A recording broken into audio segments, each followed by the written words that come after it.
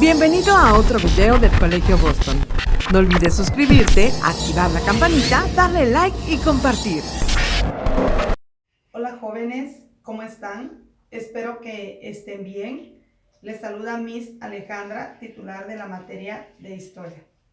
El día de hoy les voy a explicar el tema de movimientos de integración social y diversidad cultural. Dentro de este tema, el aprendizaje esperado es que vamos a reconocer los movimientos de los derechos de la mujer, la protección de la infancia y el respeto a la diversidad cultural. Esto con el objetivo de hacer más justo el siglo XXI en todo su entorno social. Estudiando los movimientos sociales, quiero mencionarles que estos movimientos en promedio tienen ya más de 150 años reivindicando el lugar en la sociedad de muchas ciudades, como son grupos de migrantes, de refugiados, de jóvenes, de la niñez, las mujeres, los pueblos o grupos vulnerables por sus condiciones étnicas, entre otros. Esto es a lo que llamamos movimientos de integración social, que son grupos de personas que se encuentran en un sistema que podemos ir analizando y podemos denominarlo como marginal o marginación, ya que ellos participan de un nivel mínimo de bienestar social, alcanzando en un determinado país. Quiero mencionarles que en las últimas décadas han surgido en todo el mundo movimientos sociales integrados por personas que habían sido excluidas de la vida social y política, tanto por su sexo como por su cultura, sus creencias y formas de vida. Al llevar a cabo diversas movimientos y luchas para que se reconozcan sus derechos, estos grupos que les menciono han ido transformando la vida social de muchos países. De igual manera, han ido consiguiendo que se reconozca el valor que tiene la pluralidad cultural y social. Es decir, que se acepten dentro de la sociedad las diferencias de género, de cultura, raza, religión. Esto con el objetivo primordial de una mejor convivencia y respeto para todos. Les quiero mencionar que desafortunadamente en la práctica los derechos de estos grupos no siempre son respetados. Quiero explicarles un ejemplo claro de los movimientos. Menciono algunos, como por ejemplo el feminismo.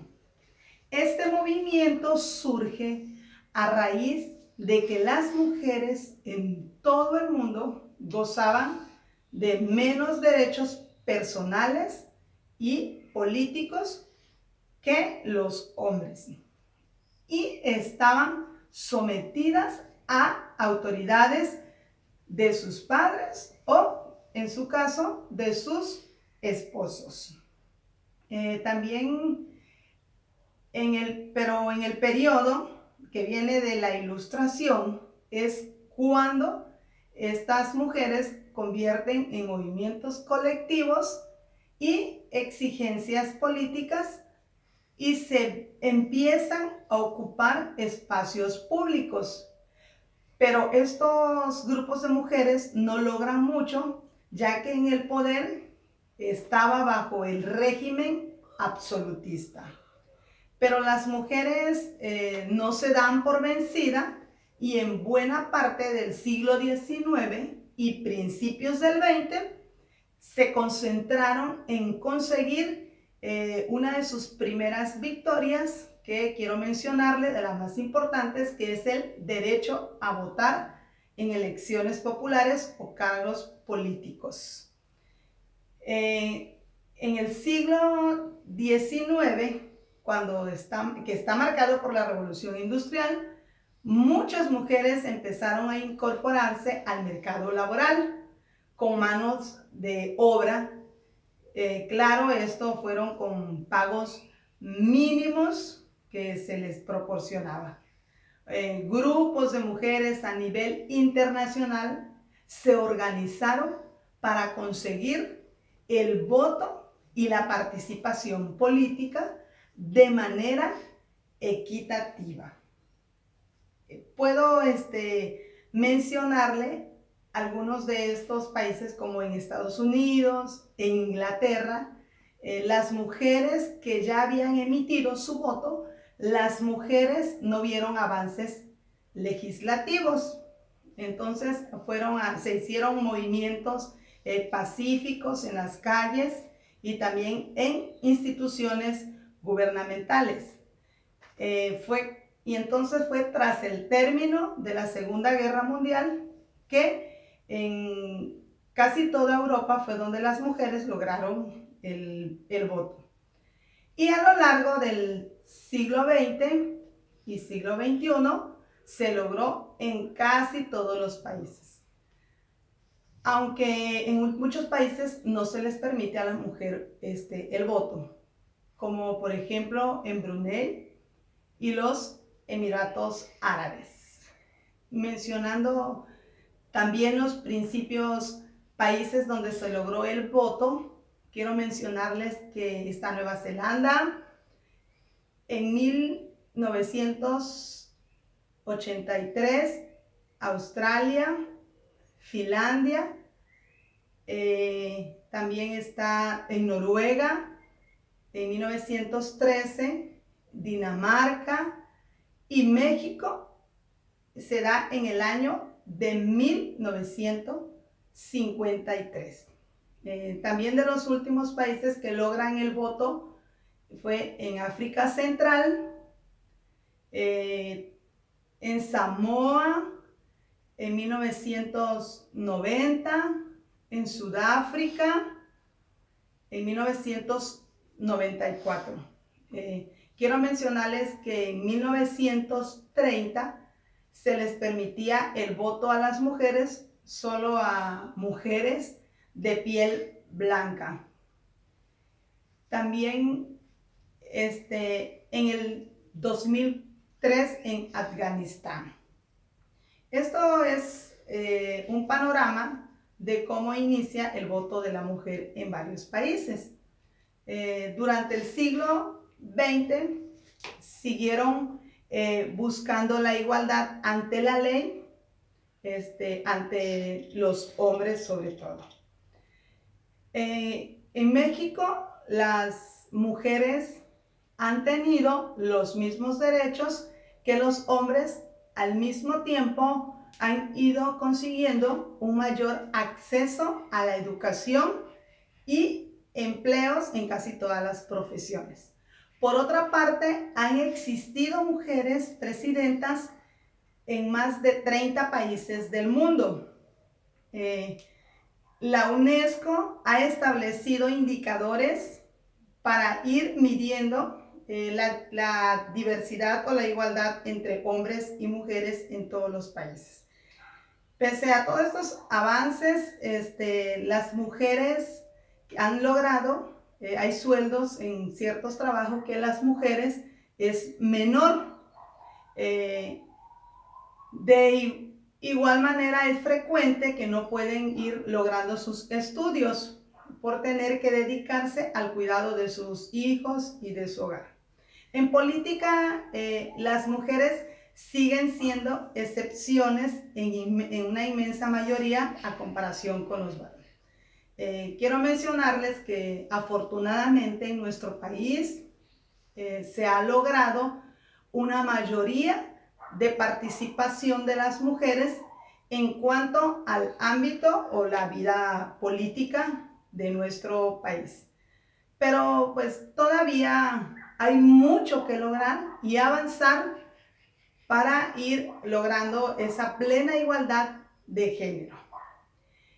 Quiero mencionarles que con respecto a los derechos de los niños y los jóvenes, en el mundo actual, estos son víctimas de discriminación, de explotación y violencia. Y es por eso que diversas organizaciones internacionales, como puedo mencionarles, la UNESCO, que es una agencia de la Organización de las Naciones Unidas, se ha dedicado a defender los derechos de la infancia y de los jóvenes. También hay lugares que todavía la mayoría o hay niños que no los envían a las escuelas. En países pobres como Haití, Etiopía o países en guerra, hay niños que no son enviados a la escuela. Estos países como Somalia, Siria, los niños se quedan sin su educación. También existen lugares donde los padres no envían a las hijas a las escuelas, solo envían a los niños porque ellos creen que es más importante mandar a los niños. Por otro lado, el 10% de niños son obligados a trabajar. Hay familias campesinas y pobres en el mundo que ponen a trabajar a sus hijos, ya sea en cultivos, en granjas, para ir produciendo sus alimentos. La pobreza y la desigualdad afecta de manera particular en este modo a la infancia. Según la Organización Mundial de la Salud, desafortunadamente 6 millones de niños mueren antes de cumplir los 5 años. Esto es a causa de enfermedades que podrían ser prevenidas, como quiero mencionarle las vacunas o con una buena alimentación. Además de ser injustificable el maltrato de la explotación de los niños y las niñas, esto tendrá una consecuencia grave a futuro, ya que los niños que sufren marginación durante su infancia crecen con desventaja frente a los demás, pues tendrán menos educación y menos salud. Es por ello que quiero mencionarles que el defender los derechos de los niños hoy es una forma de defender los derechos de los seres humanos. Otro ejemplo de movimientos de integración es el de los derechos civiles en América. En casi todas las naciones existen minorías étnicas, pueblos o grupos de personas que tienen historias diferentes a la mayoría de la población y que hablan otros idiomas y tienen una cultura y forma de vida distinta. En las últimas décadas, estos últimos grupos se han ido organizando para exigir sus derechos y combatir las formas de discriminación y de violencia de que han sido víctimas de manera tradicional. Entre el siglo XVI y el siglo XIX hasta el día de hoy, todos estos grupos padecen discriminación en su mayoría son pobres, tienen trabajos mal pagados, reciben menos educación y servicios públicos de menor calidad. Estos son víctimas de agresiones por parte de la policía o grupos racistas. A partir de la década de 1950 y 1960, los afroamericanos en Estados Unidos se organizaron para protestar en contra de estas injusticias. Estas protestas en ese tiempo fueron encabezadas por el famoso Martin Luther King. Tras largas luchas de muchos ataques políticos, fueron logrando allá en los años 60 que el gobierno de este país aprobara leyes y reconociera sus derechos y prohibiera la discriminación racial en contra de estos grupos. Gracias a estos logros han ido consiguiendo mejores condiciones de vida actualmente. Uno de estos mayores logros fue en el 2008 en Estados Unidos, cuando fue elegido el primer presidente afroamericano, Barack Obama. También en Brasil, Colombia, en México, los grupos afroamericanos se han movilizado para exigir el fin del racismo. Y estos han logrado que se promulguen leyes a su favor.